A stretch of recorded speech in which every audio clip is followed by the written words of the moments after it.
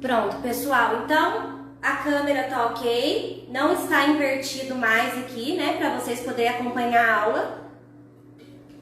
Hoje vai ser uma super aula e eu vou usar bastante o quadro, né, para mostrar para vocês todo o conteúdo que eu trouxe.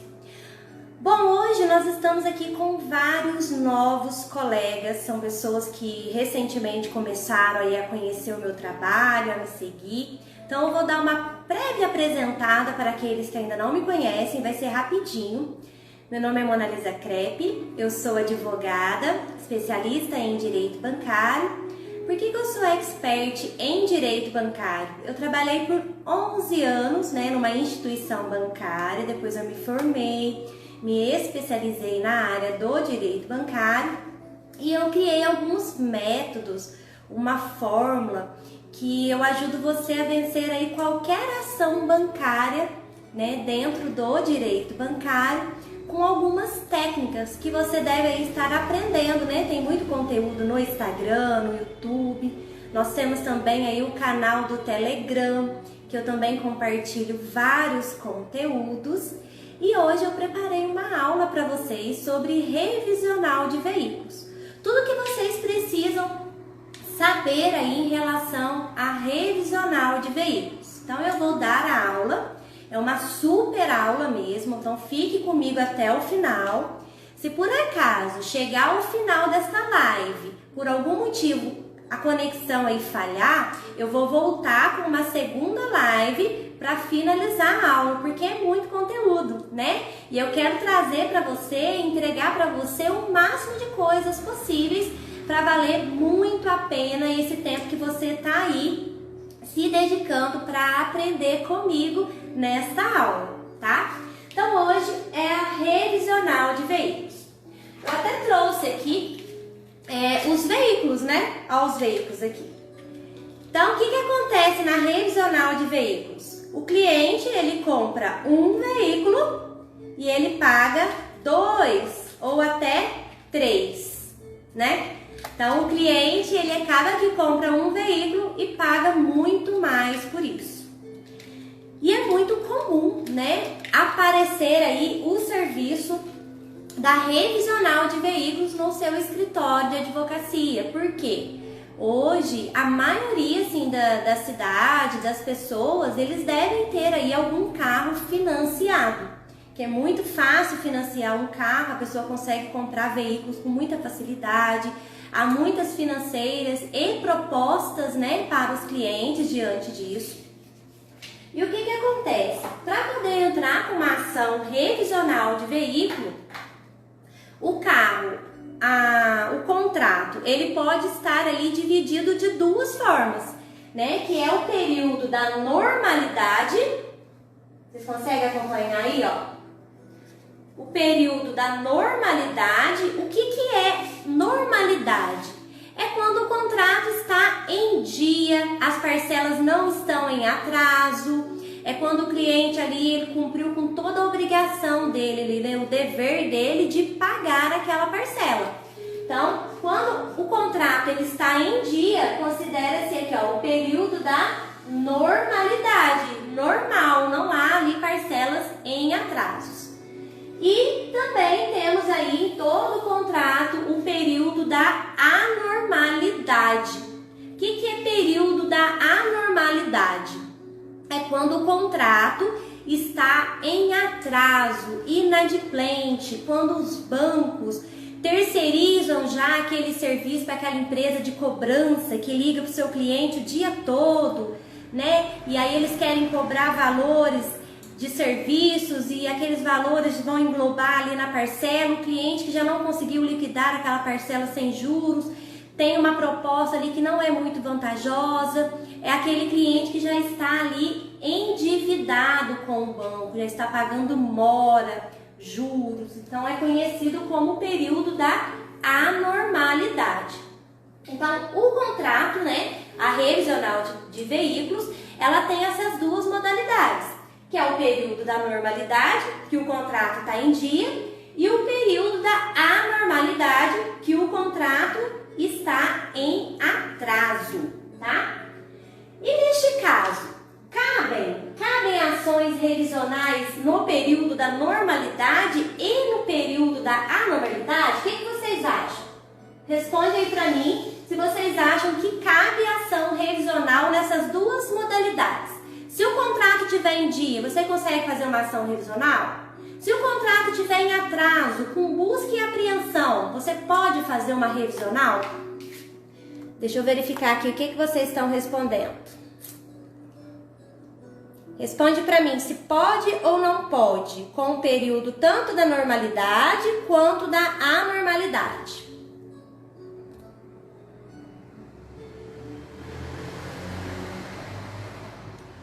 Sim! Então, o que acontece? A ação revisional de veículos, ela pode ser feita para contratos, tanto no período de normalidade, quanto no período de anormalidade. Então, a resposta aqui no caso é sim. Então, se o contrato do seu cliente estiver em dia, você pode entrar com uma ação revisional. Se também estiver em atraso, você também pode entrar com uma ação revisional. Ok? Até aqui ficou tudo claro para vocês? E agora? O cliente lá, ele tá, tanto o cliente que está no período da normalidade, que está em dia com o contrato, e o cliente que está no período da anormalidade, que não está em dia com o contrato.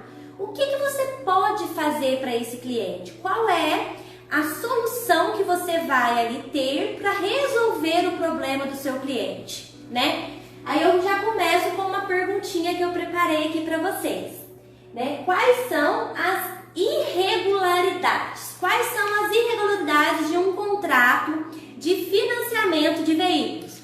Que é aquele carro, né, que o cliente compra um e ele acaba pagando 2 ou 3, né, ou 3 carros, que são os juros abusivos. Uma das irregularidades são as tarifas inseridas, né? Todo contrato, o banco, ele sempre vai inserir ali várias tarifas no contrato de financiamento de veículos, né? Unilateralmente inseridas as vendas casadas. A venda casada, no contrato de financiamento de veículo, ele é embutido vários produtos, né? E esses produtos levam o consumidor a estar pagando não só o valor que ele pegou ali de empréstimo, bem como essas irregularidades que são as vendas casadas que há dentro do contrato de financiamento de veículos. E o formulário do contrato de adesão.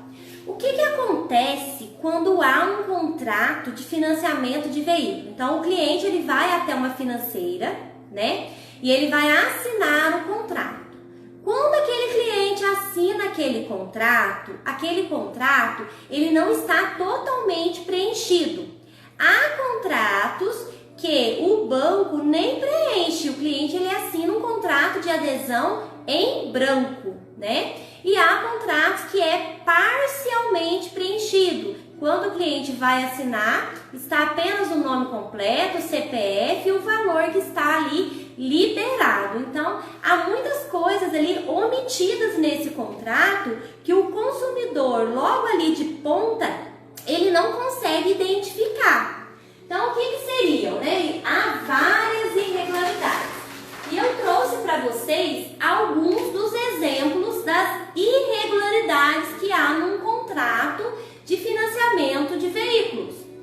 Um deles é o título de capitalização. Cerca de 85% dos financiamentos de veículos nessa modalidade de contratação, eles vão embutir no contrato de forma de venda casada o título de capitalização.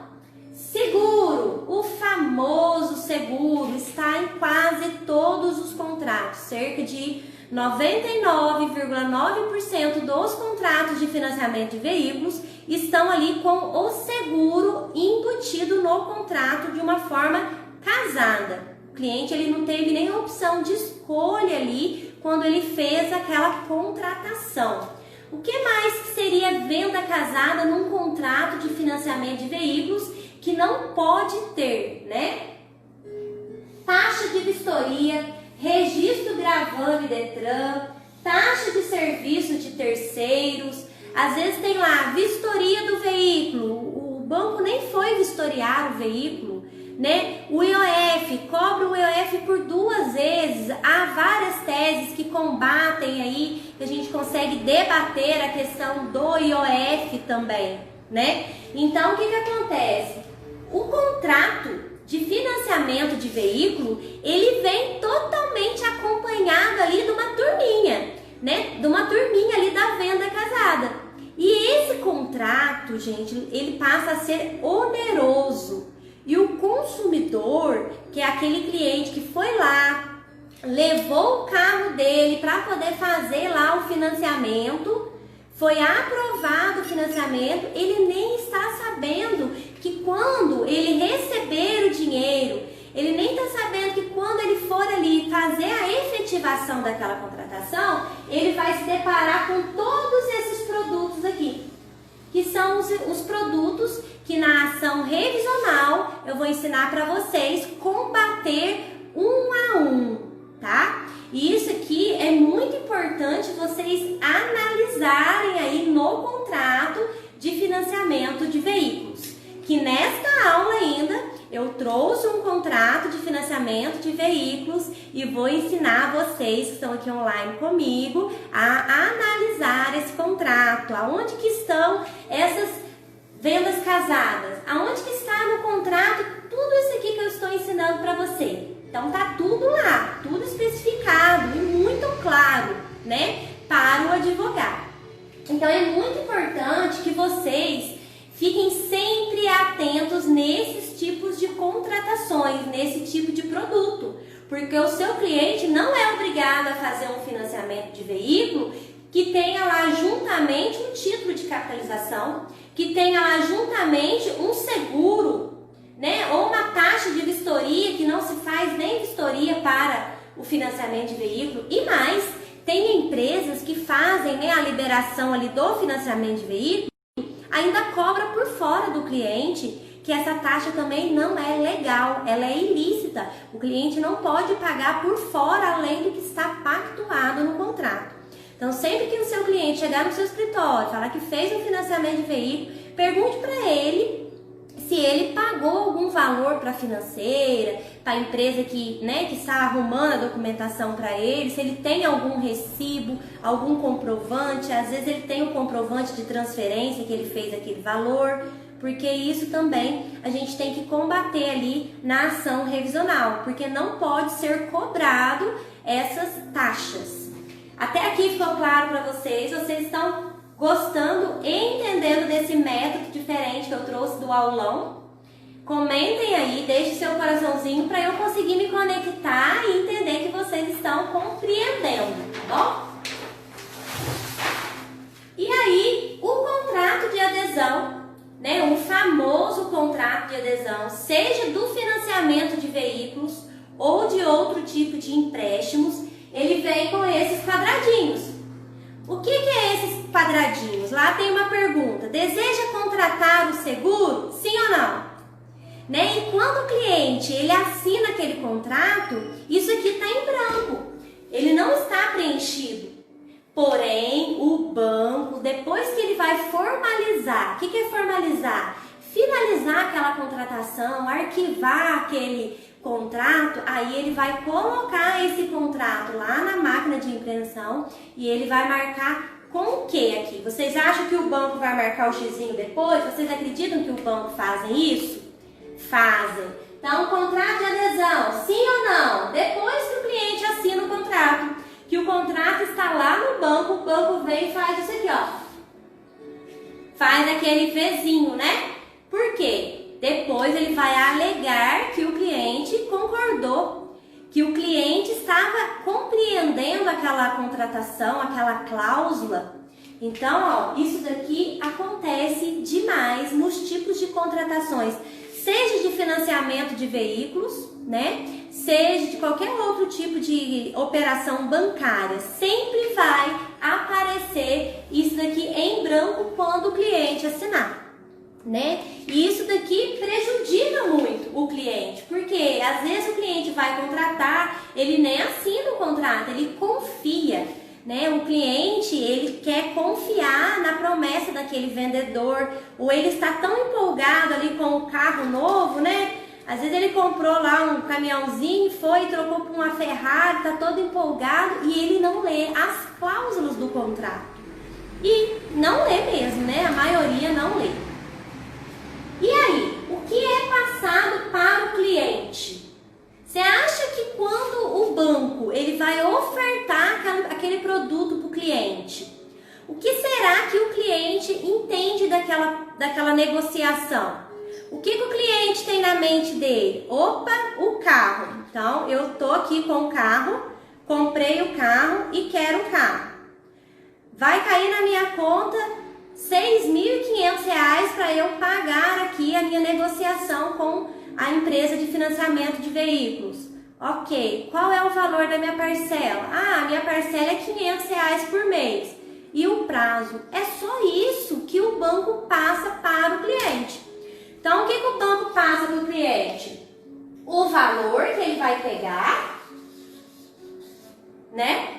Então, o cliente está sabendo ali do valor, do prazo. Qual que é o prazo? Ah, é 36 meses, é 48 meses, é 72 parcelas. Ele só sabe essas informações. O valor da parcela.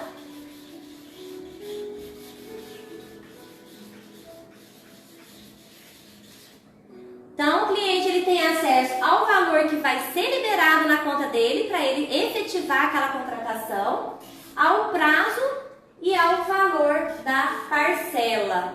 E quando o cliente questiona, né? Porque às vezes o cliente ele só quer dar uma moral ali, fingir que compreende o contrato, o cliente pergunta assim: ah, mas qual é a taxa de juros? O banco, ele sempre utiliza: ah, é a partir de... né? A partir de 0,89. Ah, é a partir de 1%, mas fica tranquilo que para você a taxa vai ser baixinha, você é um cliente 5 estrelas, é um cliente especial do banco. São os argumentos de vendas, né? Dessas empresas que querem ali vender o carro, né? Então, o que acontece? O que é passado para o cliente? Apenas isso. O valor que o cliente vai pegar para fazer o financiamento, o prazo que o cliente vai efetivar, né? E o valor da parcela.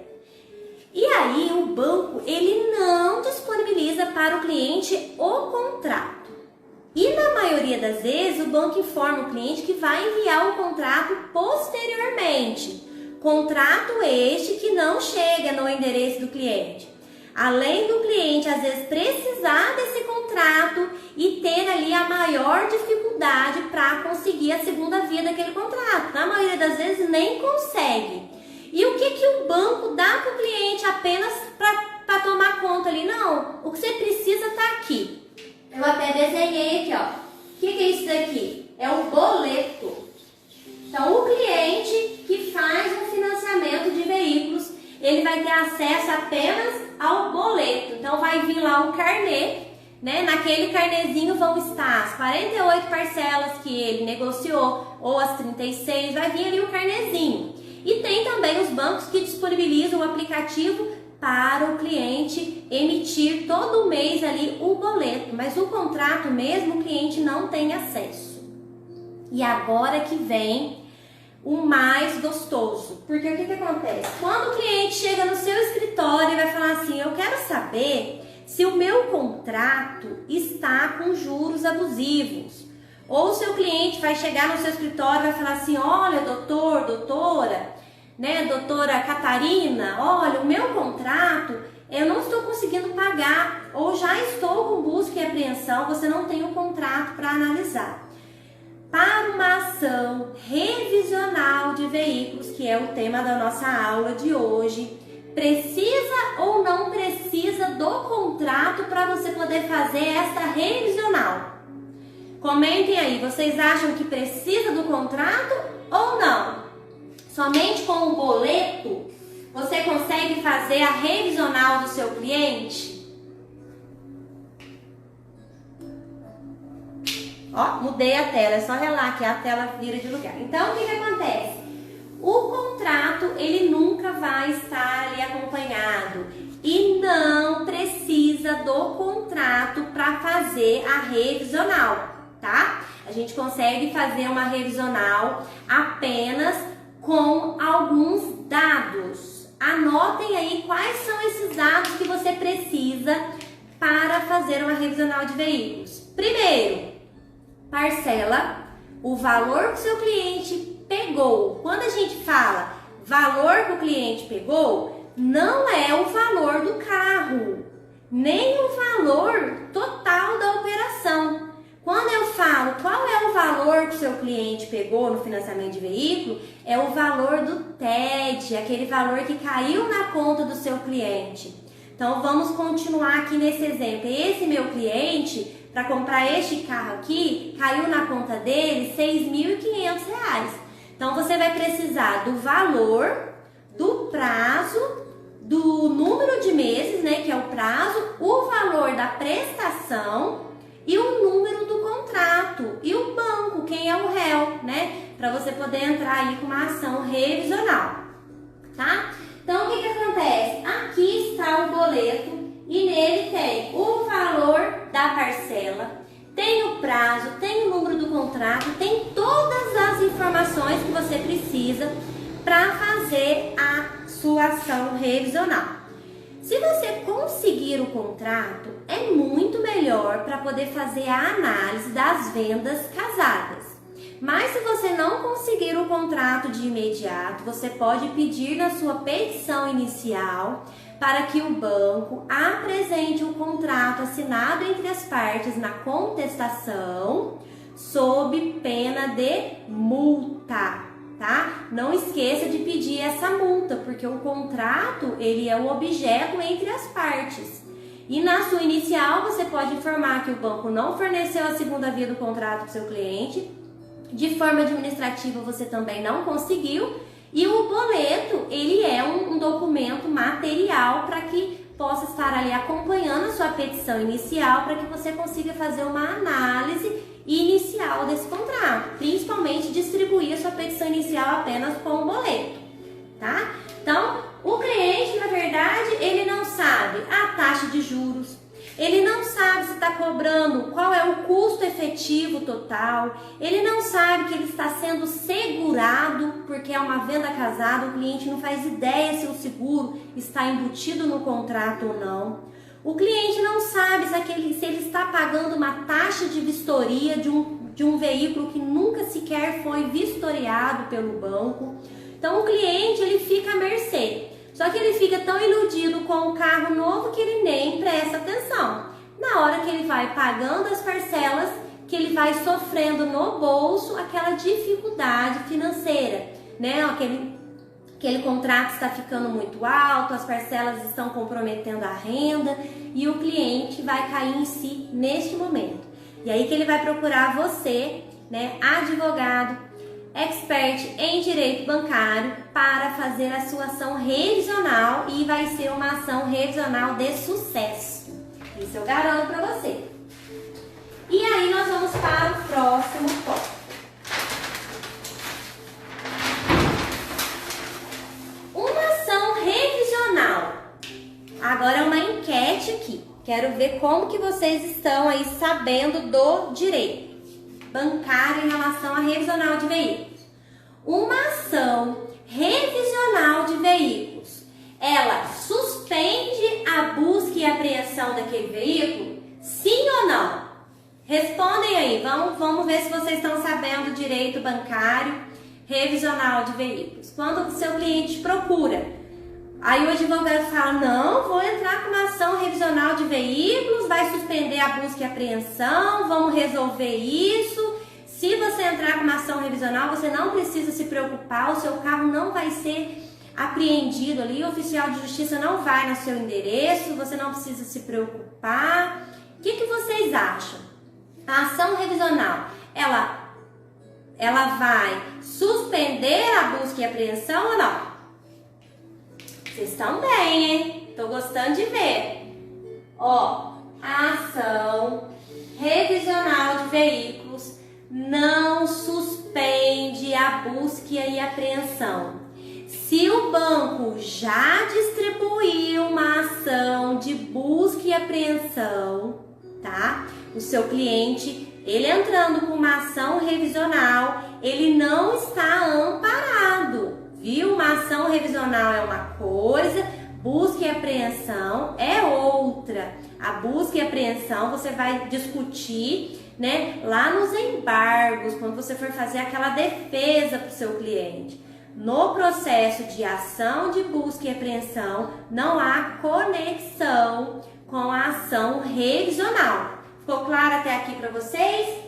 Então, se o teu cliente tiver com a ação de busca e apreensão, ele tem que pagar em dias parcelas, você tem que tentar fazer uma negociação para o processo de revisional seguir. Então, quando o cliente estiver nessa parte aqui da busca e apreensão, ele vai estar ali no período de anormalidade, em atraso, né? Agora, quando o cliente está no período normal, da normalidade, ele não vai correr esse risco aqui da busca e apreensão. Aí, o que acontece? Você faz uma ação revisional de sucesso para o seu cliente. Aí, na petição inicial, você vai comprovar o valor incontroverso. Há como comprovar o valor incontroverso apenas alegando? Alegar e não comprovar é o mesmo que não alegar. Lembra aquela frase que a gente decora lá na faculdade? Então, o que acontece? Se o seu cliente ele está em dia, você vai entrar com uma ação revisional e você vai apresentar um cálculo pericial para comprovar a diferença das parcelas. Neste cálculo pericial, comprovadamente, com essa técnica e esse método, você consegue comprovar de uma forma visual, fácil e prática para o juiz que este carro que o seu cliente financiou, ele está sendo pago 2 ou 3 vezes. Então, o seu cliente comprou um carro e está pagando 3. Só que não adianta você alegar isso lá na sua petição inicial e você não comprovar. Você precisa comprovar.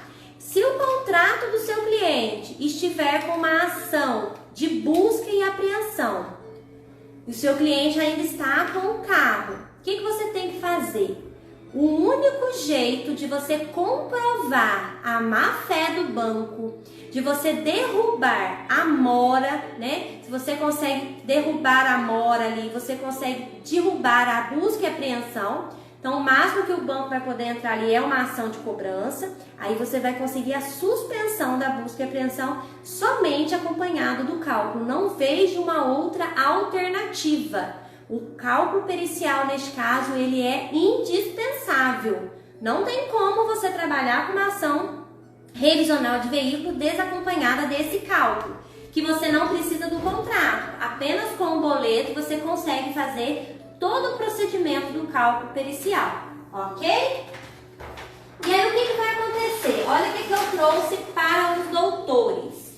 Eu trouxe aqui um modelo de um contrato. Então, isso daqui é um contrato verdadeiro, tá?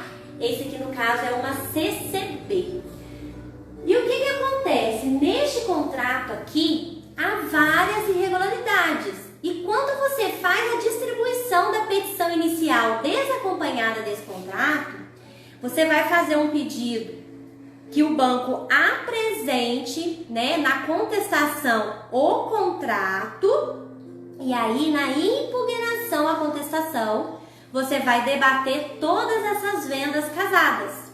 Então, essa venda casada, você vai ter que debater ela na inicial, se você tiver o contrato, ou na impugnação à contestação após o banco contestar com o contrato, certo? E aí, o que acontece? O valor incontroverso é muito importante. Porque não é porque você fez o cálculo pericial que você vai orientar o seu cliente, olha, eu fiz aqui um cálculo pericial e a partir de amanhã você não vai mais pagar essa parcela de R$800. Você vai pagar esse valor aqui que eu descobri no cálculo, 420. E aí o advogado orienta o cliente a pagar aquele valor sem que aquela decisão, sem que o juiz defira a sua liminar. É uma coisa muito importante, vocês não podem pagar em juízo sem a autorização judicial, sem ter uma liminar deferida. Porque o banco, após você conseguir ali uma liminar deferida, o banco não pode mais entrar com uma ação de busca e apreensão. Aí você vai virar o jogo. E o juiz vai te dar essa liminar se você fazer lá uma petição inicial perfeita, acompanhada de 20 a 30 folhas, e você não apresentou o cálculo, você apenas alegou, o juiz ele não vai te dar a liminar, tá bom? Então você, para conseguir uma liminar, você tem que ter aí o cálculo pericial. A doutora Isabela diz que é difícil a liminar. A doutora Janaína está online aí presente. A doutora Janaína é uma aluna minha e ela conseguiu não só uma, se eu não me engano é 2 ou mais liminares aí, o cliente dela está pagando valor incontroverso em juízo de acordo com o cálculo. Então não é difícil se tiver desacompanhado do cálculo pericial. E o advogado, né, o cliente do advogado, ele já está endividado. Ele já está com as parcelas às vezes em atraso, ou ele está por aqui para pagar as parcelas vincendas. Aí o que vai acontecer? Aí a doutora Janaína, ó, eu já consegui eliminar. Ela conseguiu eliminar através do cálculo. Então aqui está uma prova, gente. A liminar você consegue sim. Sem o cálculo, não garanto. Com o cálculo é muito fácil, tá? Principalmente no Tribunal de Justiça de Minas Gerais. Por quê? Você vai conseguir demonstrar para o juiz que aquele cálculo representa todo aquele contrato de uma forma clara. Tem que ser um cálculo bem explicadinho, né? Que consiga comprovar ali, olha, excelência, o cliente está pagando 800, mas de acordo com o pactuado no contrato, de acordo com o determinado, a parcela tem que ser a Y. E o juiz ele vai deferir. E o cliente vai ficar no período da normalidade, pagando ali o valor incontroverso em juízo, sem risco nenhum de busca e apreensão. Agora, se o cliente já está com busca e apreensão, nos embargos você consegue derrubar aí essa busca e apreensão. Como? Você vai comprovar que aquele valor, né? Quando o banco executa aquele contrato, que geralmente é a CCB, e a CCB ela é um título líquido, exigível e certo, e você apresenta o cálculo pericial, você vai comprovar que ali não tem nada de líquido, nem exigível e nem certo. Você já quebra aquela CCB na hora. Por quê? Porque o valor está ali em desacordo com o pactuado no contrato. E eu já tive casos de eu conseguir derrubar aí um contrato de busca e apreensão, eu apresentei o cálculo, comprovei a má-fé do banco, meu cliente ainda ganhou danos morais, né? Então ele já quitou o carro ali nesse tipo de procedimento que eu estou te ensinando aqui.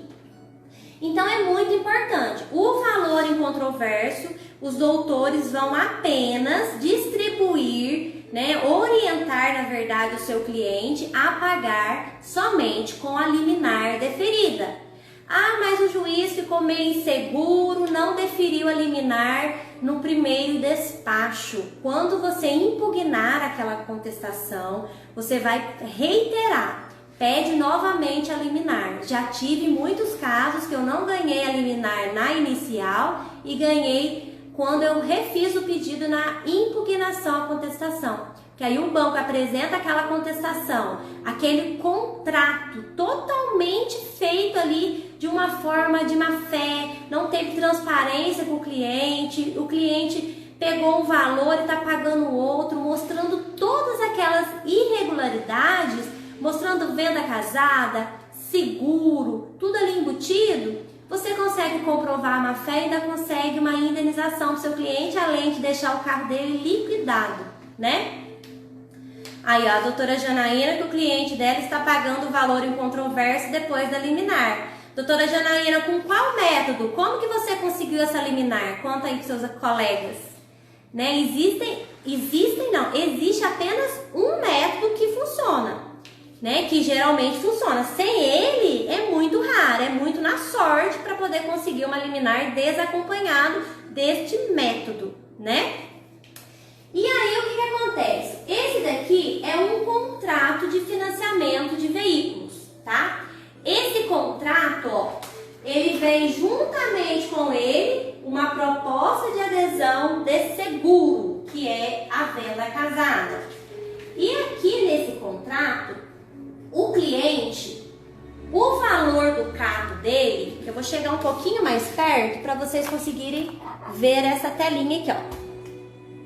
Acho que assim vai ficar melhor para vocês conseguirem compreender. Peraí. Então, nesse contrato aqui, o cliente, ele comprou esse carro e esse carro na tabela, né, na avaliação que eles falam, é apenas olhar a tabela quanto que vale esse carro. Então, esse carro é 14 mil reais. Porém, o cliente pegou líquido 6.500 reais.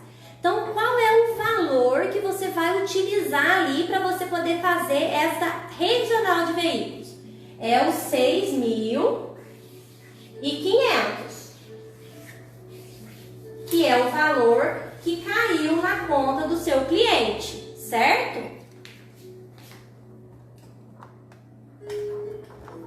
Chegar aqui para vocês poderem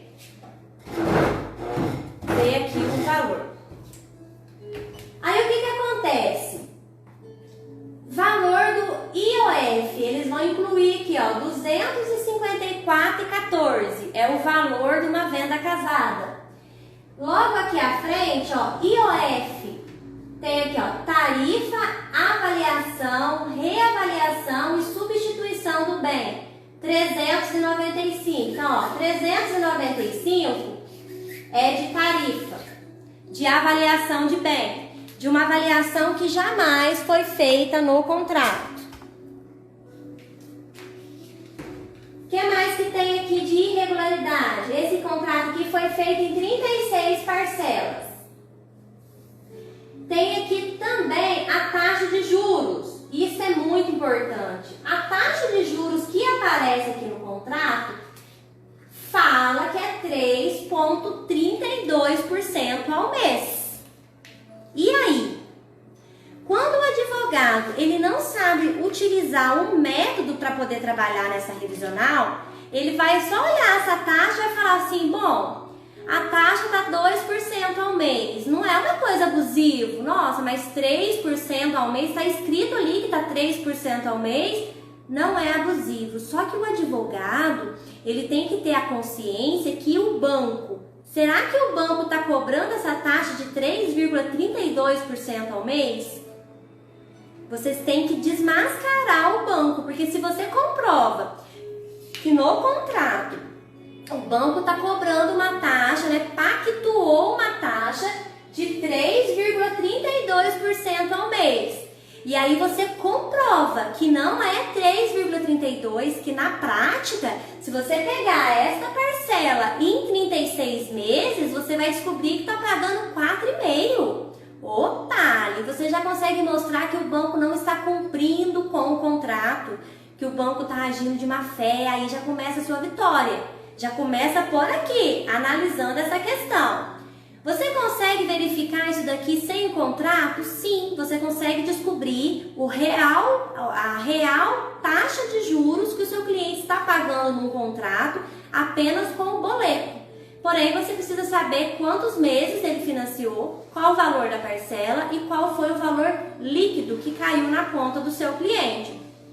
Se o seu cliente não lembrar, pede para ele verificar mais ou menos a data ali, né, que ele comprou o veículo, verifica o extrato da conta, porque geralmente esse valor vai cair na conta do seu cliente. Ou verifica com a pessoa que ele comprou, vendeu o carro talvez. Você consegue descobrir isso fácil sem o contrato. Porém, aqui também aparece, ó, 47,93% ao ano. também conseguem comprovar, através do método do cálculo pericial, que o seu cliente não está pagando só 47,93% ao ano, não. Já teve contrato da Keystar, 47,93% pactuado, mas quando você faz o cálculo pericial, você comprova que está cobrando mais de 80%. Quando você mostra isso através de um método explicativo para o juiz, olha, excelência, não é 47% ao ano, é 80%. Bom, o juiz ele não vai pensar duas vezes para te definir a liminar. Agora, se você alega que está acima da taxa média do mercado, isso e aquilo, alegar é mais difícil, porque você tem que comprovar, certo? O que mais que tem de errado aqui? Olha, seguro proteção financeira, R$ 407,55.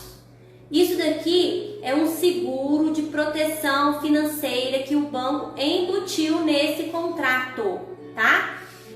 O que mais que tem aqui de errado?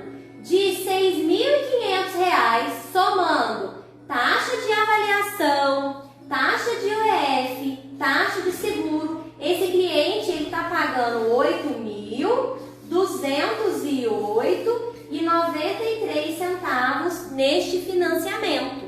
Então, o cliente pega 6.500, o banco inclui lá no contrato todas essas taxas e ele vai pagar parcelado ainda, vai acrescentar em cima disso também os juros, que não é esse aqui, que comprovadamente é muito maior do que o que está no contrato, e o seu cliente vai estar pagando sim. É por isso que o seu cliente ele financia um carro e paga 3, por conta desses detalhes. E esses detalhes são muito importantes e você consegue derrubar todos esses detalhes judicialmente através de uma ação revisional de veículos, ok?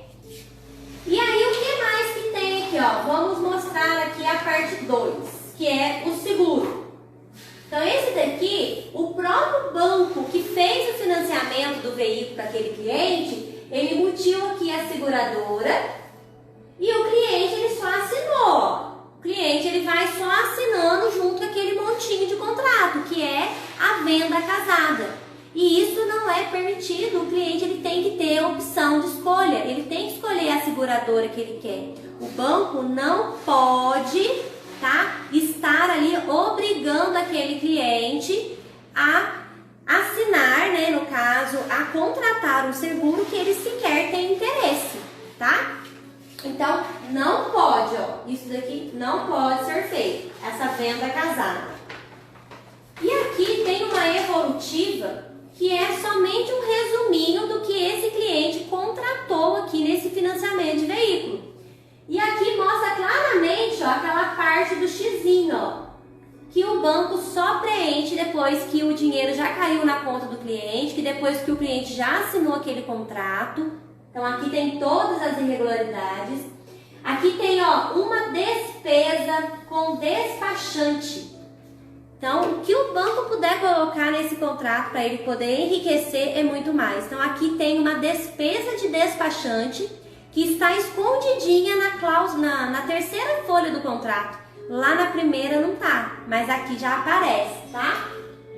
Registro de contrato em cartório, registro de contrato ao órgão de trânsito, tudo isso daqui você tem que combater num processo de ação revisional. Se você concordar com isso, você está agindo sem profissionalismo, porque o seu cliente está pagando uma coisa que ele não contratou, um produto que não aconteceu, no caso de uma vistoria, um produto de registro de cartório que não cabe ao cliente, sim ao banco, e o banco já está ganhando isso dentro das parcelas. Então não há nenhum motivo do cliente pagar por isso 2 vezes, certo?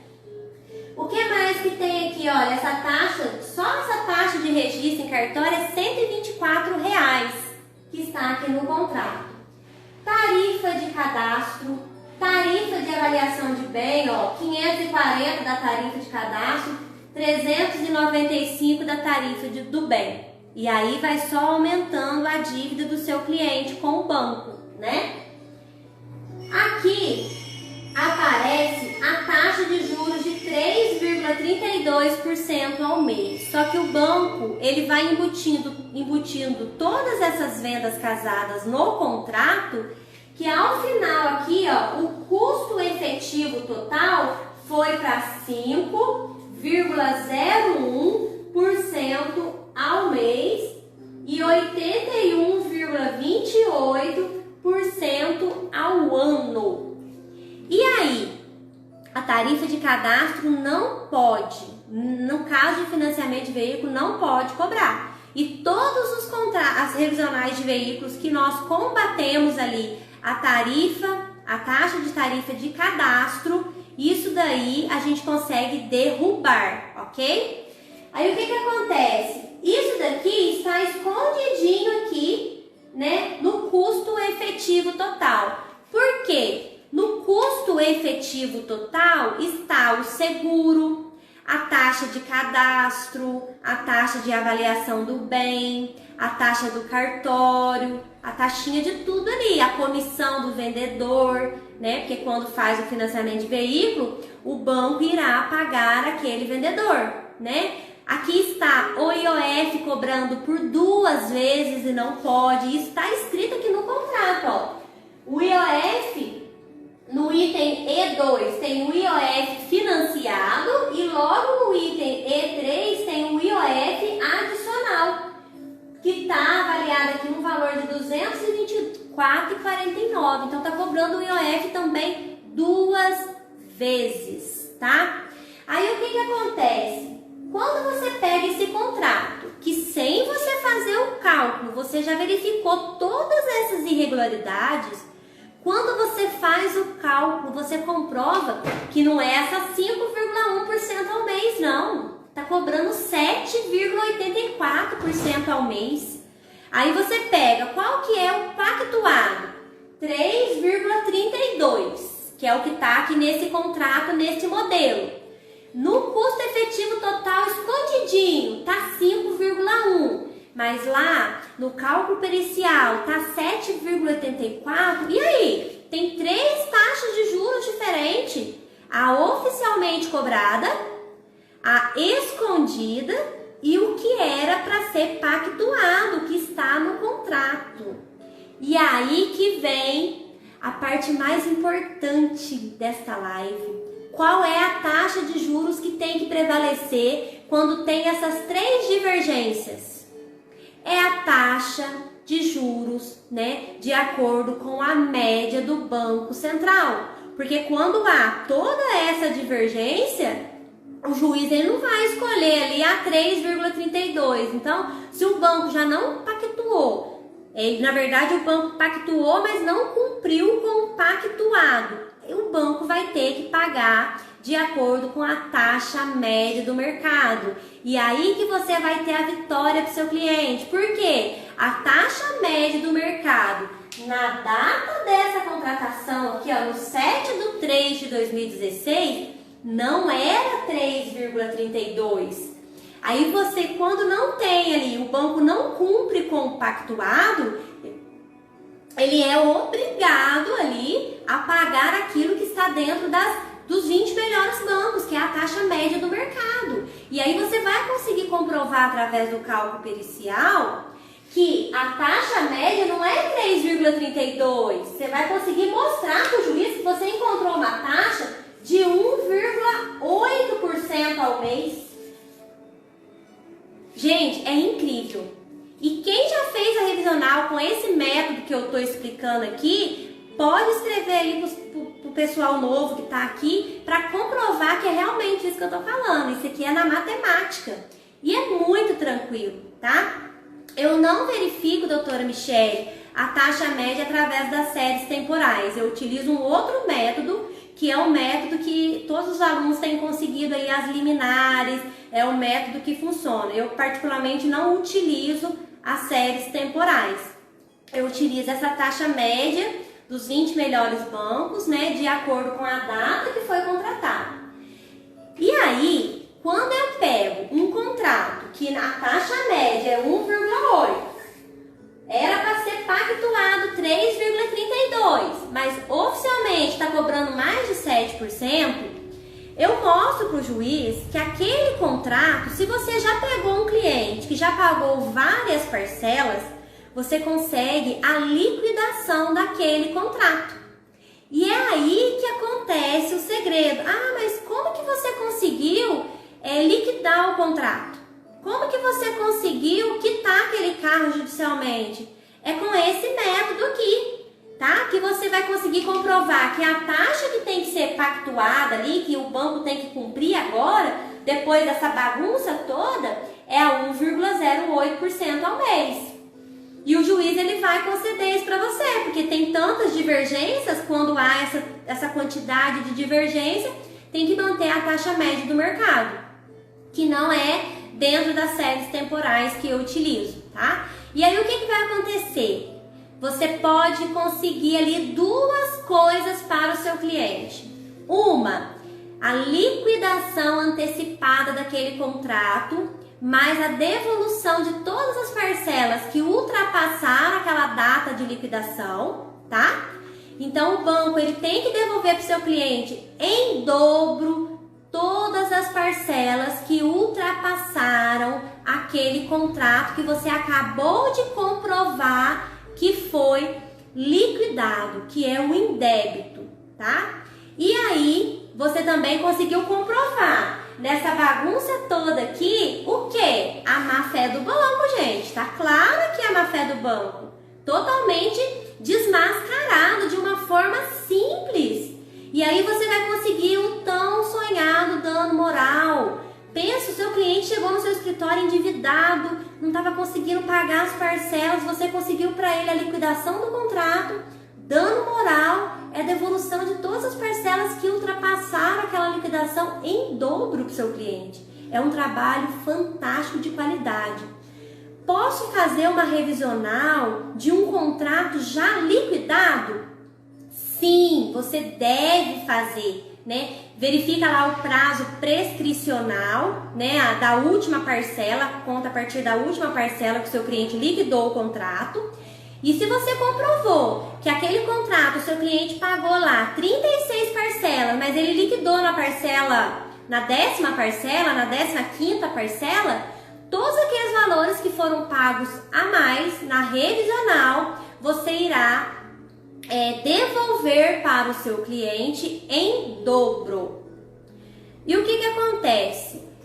Isso daqui é um método que funciona na busca e apreensão do veículo, porque você vai fazer todo esse método aqui da revisional nos embargos do seu cliente que está com um carro ali com busca e apreensão. E aí o que vai acontecer? O banco não pode buscar a apreensão daquele veículo, né? E o banco não pode negativar o nome do seu cliente no SPC Serasa. Também você vai conseguir liquidar o contrato, a devolução em dobro das parcelas. Ah, mas nesse contrato a parcela não liquidou ali, não liquidou. Ele acabou de financiar o veículo, não deu tempo de liquidar. Aí a opção 2, que é reduzir o valor da parcela. Então, provavelmente, neste caso prático aqui, esse aqui é um contrato real, que eu trabalhei aqui com ele no meu escritório. A parcela desse cliente é R$394. E no valor que eu consegui na liminar deferida lá no processo judicial, foi para R$194. Então deu uma parcela bem significativa. E todo o valor diferente dessas duas parcelas foi devolvido em dobro para o cliente através do indébito e também teve ali o dano moral diante dessa irregularidade. Ficou claro para vocês? Vocês gostaram aqui desta aula? Estão gostando desse método que eu estou aplicando aqui para vocês? E também a CCB, além disso daqui, isso aqui é apenas um esboço, né? Um esqueleto do que a gente faz no cálculo pericial e na petição inicial. Mas a CCB, ela tem algumas cláusulas inconstitucionais. Então, além de você mostrar para o juiz que o banco fez essa bagunça toda com o cliente, né? Que o banco não cumpriu com o cliente ali de forma honesta, você conseguiu comprovar a má-fé do banco, você também vai conseguir comprovar a CCB em algumas cláusulas inconstitucionais. Uma delas, né, lá na Constituição Federal, fala o seguinte, que o contrato, a CCB e todo o contrato bancário, ele tem que ter equilíbrio, tem que atingir a coletividade e tem que ser determinado em lei complementar. Vocês já leram aí a lei da CCB? A CCB, ela está ali numa lei mista, é igual uma salada mista. Aquela lá não é lei complementar de jeito nenhum, é uma lei ordinária. Por quê? A CCB, ela não trata apenas da CCB, a lei da CCB, vamos dizer assim. Lá existem vários tipos de coisas que estão sendo discutidas. Tem até uma aula no meu canal que eu trago para vocês uma das teses da inconstitucionalidade da CCB. E a CCB também, você consegue derrubar aqui uma CCB por conta do equilíbrio, porque está em desacordo com a Constituição Federal, que é a nossa mãe, que está acima de todos. Então, por que a CCB ela é inconstitucional? Porque aonde que tem equilíbrio? Aonde que está equilibrado esse contrato? O teu cliente compra um carro e paga 3. Então, aqui tem 3 carrinhos, ó. O seu cliente tá... Olha aqui o banco, o enriquecimento do banco. Então, o seu cliente, ele compra um carro e paga 3. Aonde que tá o equilíbrio? O banco tá aqui, ganhando muito dinheiro em cima do seu cliente, injetando ali venda casada no contrato, e o seu cliente está desequilibrado aqui, sofrendo para pagar aquela parcela. Aí é uma das teses da inconstitucionalidade, porque você consegue comprovar que não há equilíbrio contratual. É a tese do equilíbrio contratual, né? Então, o banco, ele tem ali um mega enriquecimento, que eu sempre falo, e o cliente é um mega endividamento. E aí, o que vai acontecer? Você vai conseguir salvar uma busca e apreensão com esse método. Você vai conseguir devolver para o seu cliente todos aqueles carros que ele pagou a mais, o dano moral, e aí o banco vai ser o justo. O seu cliente comprou um carro, ele vai pagar o juro de 1,8% ao mês, porque ele não vai dar prejuízo para o banco, ele não está se negando a pagar, ele vai agir de boa fé. Então ele vai comprar um carro e vai pagar por este carro, igual aquilo que é lícito, sem venda casada, entendeu? E isto prova a boa fé do seu cliente, além dos honorários sucumbenciais. É muito bom, gente. Trabalhar com a parte de revisional de veículos é uma parte muito lucrativa, mas você tem que fazer toda essa análise que você aprendeu nesse aulão de hoje para que você tenha sucesso aí profissional em relação a isso, tá? E aí, os juros. Os juízes estão aceitando juros simples? Sim, é juros simples, tá? Porque o banco, o que o banco faz? O banco, ele sempre vai utilizar em todas as operações financeiras juros compostos, gente. É juros sobre juros. Se você pegar um cartão de crédito, ele cobra juros sobre juros lá no crédito rotativo. Se você pegar um empréstimo consignado, mesmo que o famoso consignado aparenta ser aquele que tem um juro menor no mercado, ele está sendo cobrado de forma composta. Tá? O banco, ele só utiliza juros compostos. E isso não é você lendo o contrato, porque se você não entende de toda essa análise, você pega esse contrato e olha que a taxa de juros está 3,32, você vai falar para o seu cliente, não compensa não tem nada errado não, essa taxa aí é aceitável. O que tem de advogado que faz esse atendimento? Eu já tive contrato que o cliente trouxe para fazer uma análise, e esse contrato estava 1,89% ao mês. E aí o que acontece? Se eu não fizesse essa análise aqui, eu ia falar para o cliente, nossa, mas 1,89 está menor que a taxa média do mercado, eu não vou entrar com essa ação revisional. Só que quando eu peguei esse contrato e fiz o cálculo pericial e consegui comprovar o real valor que o banco estava cobrando daquela parcela, eu comprovei que de 1,89 que estava descrito no contrato, o banco estava cobrando mais de 6% ao mês. E aí você consegue desmascarar o banco. Mas você consegue fazer isso sem fazer o cálculo pericial? eu não vejo outra forma, eu desconheço uma outra forma.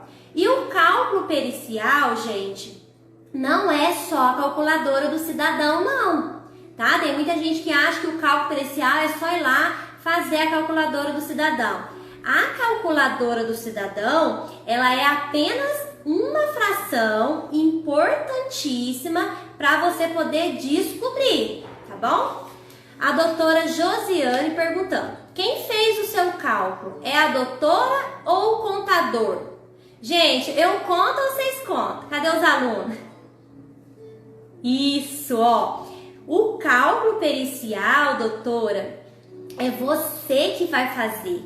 É todo advogado que tem que fazer. Um advogado que atua no direito bancário.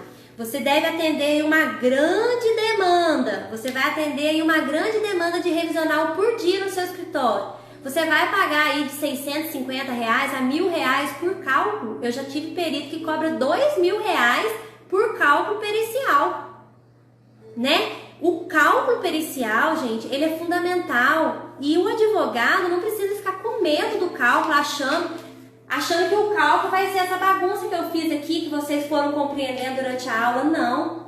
O cálculo é muito mais. Ele é perfeito. Você consegue descobrir quando que aquela parcela acabou, qual é a taxa de juro real cobrada, qual é a taxa de juros que o seu cliente deveria ter pago. Então você consegue comprovar tudo, né? E aí o que acontece? O cliente, ele não vai pagar o cálculo pericial para o seu contador, ele vai pagar para você. E os advogados que estão aqui, eles fazem o cálculo pericial e eles cobram por esse cálculo. Pensa em questão financeira e gestão do seu escritório. Você não vai depender de perito para você poder fazer o cálculo. Em 15 dias entrega o seu cálculo. Você faz o cálculo na hora, tá? E o que acontece? Gente, quem faz o cálculo e quem sabe fazer o cálculo muda toda a tese. Você vai fazer aquele processo, você vai compreender, né? Todo esse processo aqui, você vai começar ele através do cálculo.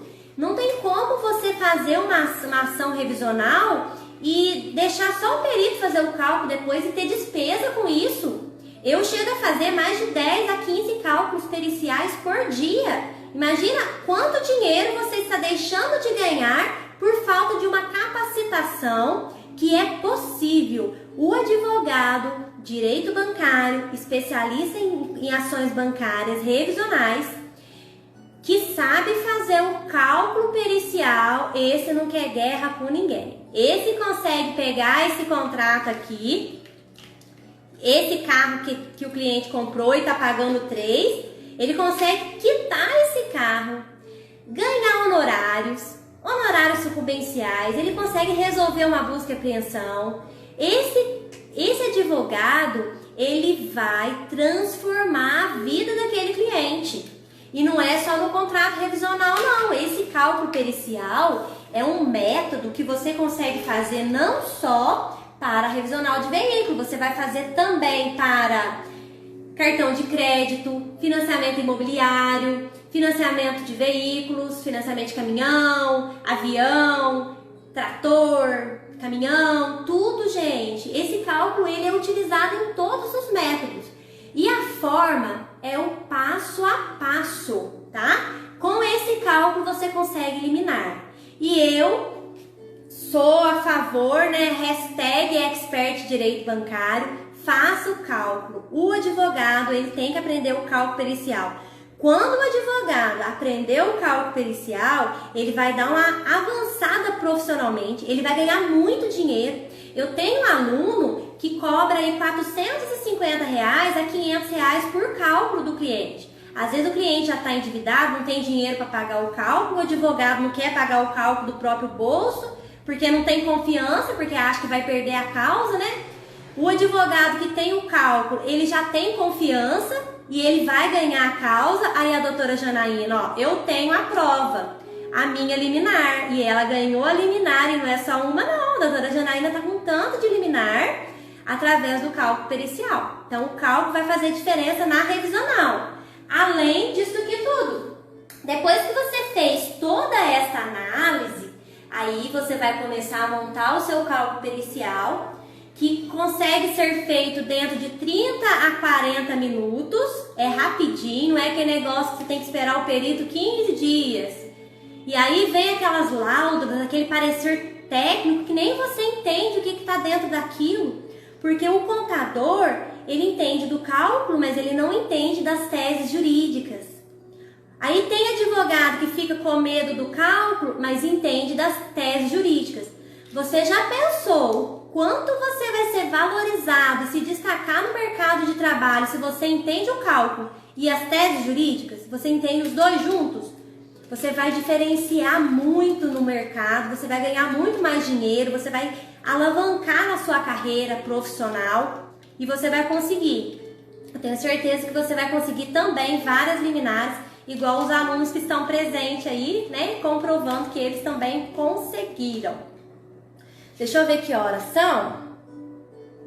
Gente, vai expirar aqui. Já deu 1h10 de live. Eu quero pedir um favor para vocês. Se vocês gostaram desta aula, se vocês aprenderam comigo aqui hoje, mesmo que eu tentei falar de uma forma mais rápida, porque 1 hora não dá pra gente falar muita coisa, mas se vocês gostaram desta aula, dê um print aí, faz lá no stories de vocês, @MonalisaCrecOficial, compartilhe nas suas redes sociais o print desta live para você concorrer aí a uma mentoria comigo, tá? Vai ter novas lives, outras aulas, porque as minhas lives são aulas, eu sempre venho com um tema bem interessante, tá bom? E também quero convidar todos vocês que na semana que vem, nos dias 18, 19 e 20, vai acontecer a maratona Expert em Direito Bancário. Então, nessa maratona vão ser 3 dias de aula ao vivo e online. Vai ser nesse método aqui. Eu conversando ao vivo com vocês, eu ensinando metodologias de sucesso que eu aplico nas minhas ações, modelos, tudo da forma que eu explico aqui. Eu espero que vocês tenham gostado desse método. A gente vai continuar dessa forma para ficar bem didático. E vão ser 3 dias de muito conteúdo. E o direito bancário não é apenas o cálculo, não. Eu falei aqui do cálculo para mostrar para vocês que o cálculo faz toda a diferença. Mas eu vou ensinar você a trabalhar no cálculo pericial, a fabricar um cálculo pericial de sucesso. Vou ensinar vocês as teses de sucesso que funcionam, como fazer a sua petição inicial e mais, como atender um cliente de forma qualificada, como analisar um contrato. É muito mais, a gente coloca isso tudo, um amor, e a gente faz um pacotinho. E nesse pacotinho, a gente consegue o sucesso que a gente tanto almeja, né? O ramo do direito bancário é um ramo que o advogado, ele ganha os honorários de sucumbência, mas ele recebe os honorários de sucumbência. O banco paga em dia. Ali, se deu algum problema, você já consegue até penhorar os seus honorários de sucumbências, tá? Então, é um processo muito lucrativo, né? É muito lucrativo e você tem que fazer da forma certa. Não adianta você querer, eu sou advogada, atuo no direito bancário e vou na sorte, vamos ver o que vai dar. Não tem como você fazer isso. Se você fazer a sua petição inicial com toda essa análise que eu ensinei para vocês aqui, você não há contestação que te dê medo, que te amedronte, né? A gente consegue ali, através dos métodos, te ajudar também mentalmente para você ser fortalecido, mentalmente para você ter estabilidade emocional, porque quando sair ali o seu primeiro alvará de R$90 mil, de um cálculo pericial, de um cliente, de uma revisional dessa daqui, aí vocês vêm para me contar, que tem aluno que já está chegando nessa fase, tá? Tem aluno que já conseguiu aí todos esses valores, conseguiu liminar através desse método. Então são muitas coisas. Então o cálculo pericial, ele é a cereja do bolo, mas eu vou te ensinar toda a receita, todo o passo a passo, todo o recheio, como saborear, cada detalhezinho, tá bom? Então, quem ainda não se inscreveu para a maratona, o link tá lá no bio da minha foto do perfil do Instagram. E não esqueçam de dar o print, compartilhar aí os stories com vocês, marcar @MonalisaCrepeOficial. Isso somente se você gostou da aula, tá? Eu espero que vocês tenham gostado. Então, gratidão, muito obrigada pela presença de todos. Fiquem com Deus e até na maratona. Espero vocês para aprender muito comigo. Ó, um coraçãozinho pro print. Tchau, gente. Fiquem com Deus. Até a próxima. Obrigado pela presença.